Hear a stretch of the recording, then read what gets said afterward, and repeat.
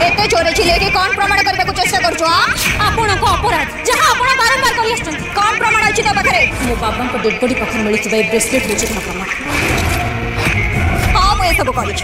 हेले आदि मते केबे भी अपराधी बोली कहिबोनी